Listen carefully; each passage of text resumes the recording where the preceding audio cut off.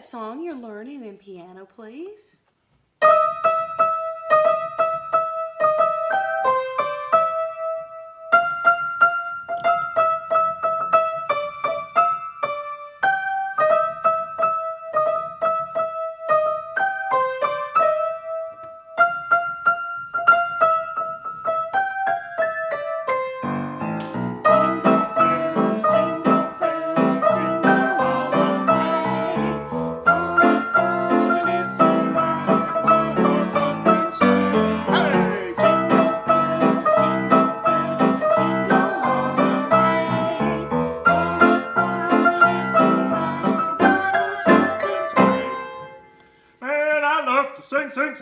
Sing.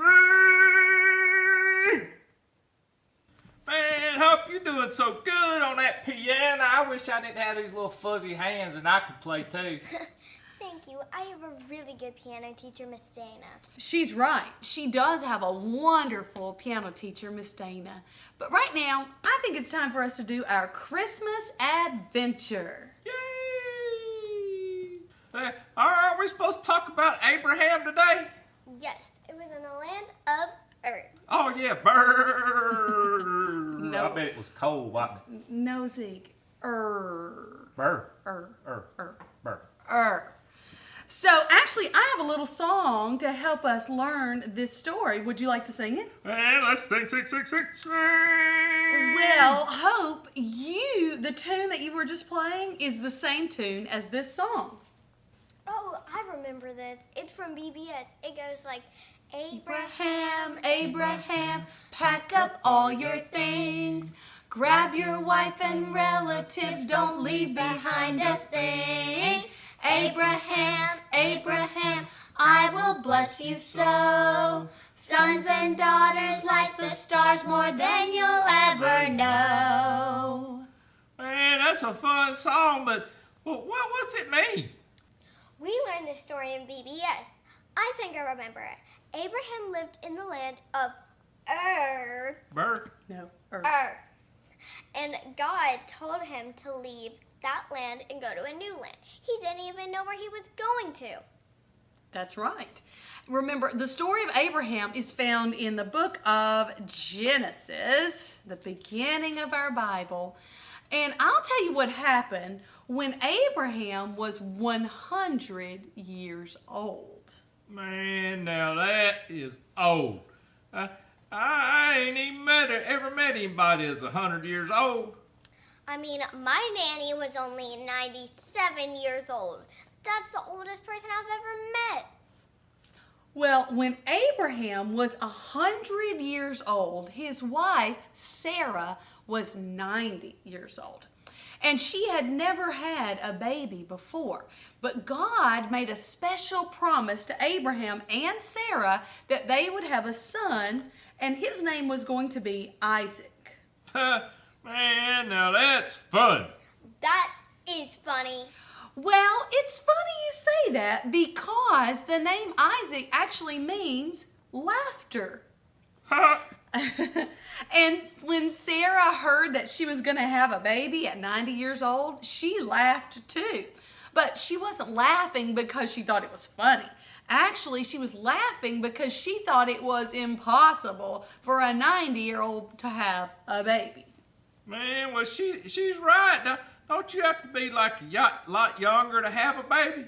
Yeah, Mom, you told me you were 40 years old when you had me.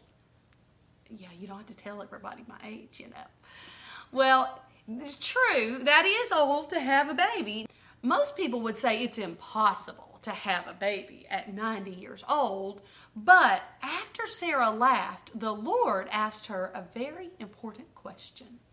Well, what was the question? And let's see if we can guess the answer. Well, that's a good idea, Zeke. I'm going to find it. It's in the book of Genesis in chapter 18. Big 18. Verse 14. Little 14. Come on. And the question is this.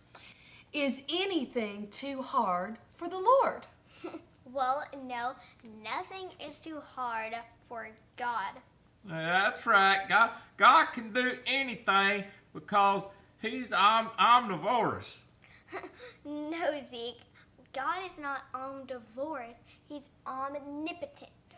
Right, that's right. He's all powerful. Omnipotent means all powerful. Oh, yeah. Man, I get all that stuff mixed up, with them big words. Isn't God some omnis else's too, omni somethings and omni this and that? Yep, I know this. He's omniscient and omnipresent. Oh, that's right. I know. Omnipresent, that means he's like everywhere all the time. That's exactly right. And omniscient means he's all knowing. He knows everything. See, God, he can do absolutely anything. There is nothing too hard for him.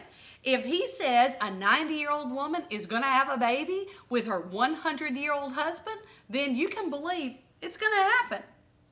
Well, tell me again what this has to do with Christmas. Oh, right. Well, see, when God made that special promise to Abraham, God told him that he would be a father to many nations.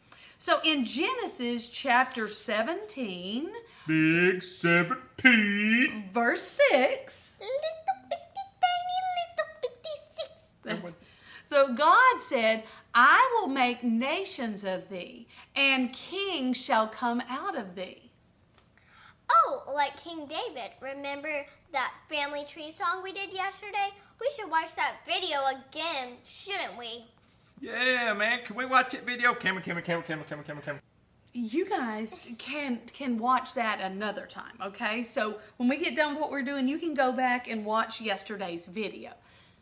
So I would like to close today's lesson by going to the New Testament, and I want to go look at that book, well, at that list of begats, okay? The one that, you remember that one we did yesterday? Let's look at that list. I remember that, found in Matthew. Yeah, that was chapter 1. That'd be the big one. Yes, and we're going to go right down to verse 17. So hope you want to read that for us? Of course, I'll read it. So, all the generations from Abraham to David are 14 generations. What does that even mean? Well, okay. So this is what it means. Abraham is the first generation, okay? Isaac would be the second generation. Then Isaac's son is going to be the third generation. And then his son will be the fourth generation. And that would be Abraham's great grandson. So if you keep counting, then King David is Abraham's great grandson.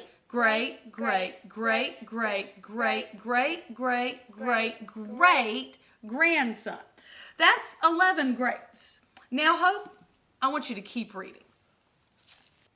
And from David until the carrying away from Babylon are 14 generations.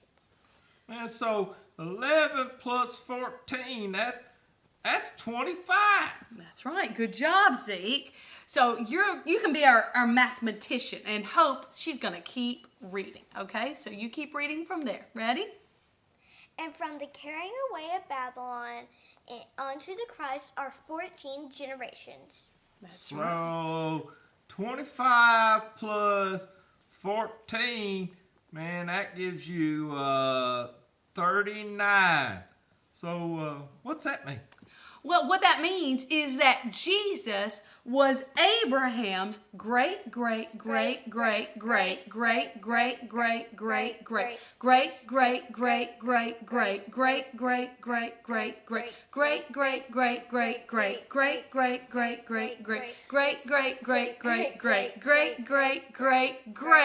Grandson. And that is why it's going to take me all the month of December to tell you the story of Jesus. And the truth is, I'm only going to tell you a few of the details. I'm going to leave out a ton of stuff. Man, this Christmas adventure sure is fun. I told you you would love it, but we probably need to go now. Right, Mom? It's getting pretty late. it is time to go, but I want you guys and all of you friends to come back tomorrow and we'll tell you the story of Abraham's son, Isaac. Yeah, that's a deal. I promise I'm going to come back. Me too. Well, bye. Bye.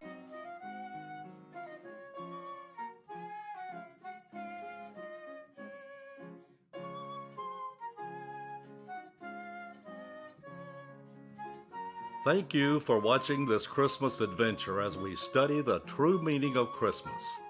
Over 2,000 years ago, Jesus Christ came to this earth as a baby.